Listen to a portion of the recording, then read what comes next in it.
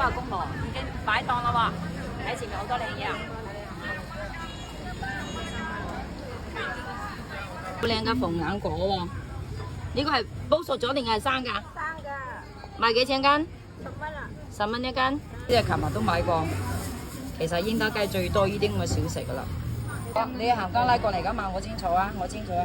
因為英德你城區裏邊咧就有好多其他鎮啲人出嚟擺檔㗎，所以佢就多咯。有冇妹要食呢只喎？點賣㗎呢個？2蚊。2蚊買幾多個？買呢只係叫咩㗎？呢只係灰水仔糯米仔，灰水仔糯米仔。嗯，我知道呢只都靚。呢度又咪好平，排住隊喺度搶咁樣。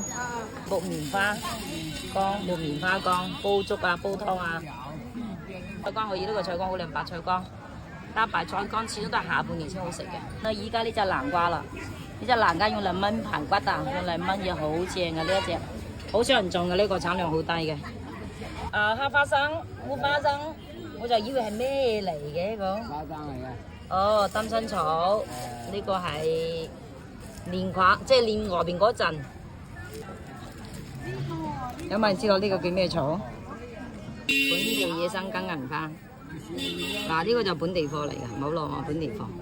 熱嘅雞骨草夠老身佢先冇熱嘅嚇，有即係夠老身嘅話咧，佢熱就甩晒嘅。田基王啊？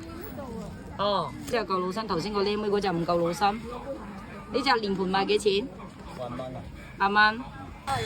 好犀利啊！呢一口另一口底。3蚊還是？嚟到係真係唔得閒嘅人哋。粥係咪好靚？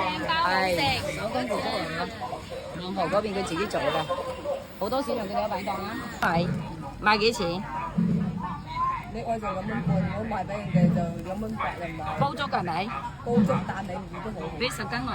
食得好少。即係你自己血糖高，所以你就成日煲呢啲粥。係啊，呢個啱，呢個啱，真係啱。成日都煲紅米、黑米、粗米。哦，咁啊啱。嗰啲農家米，嗱有好多米杯嘅，睇到嘛？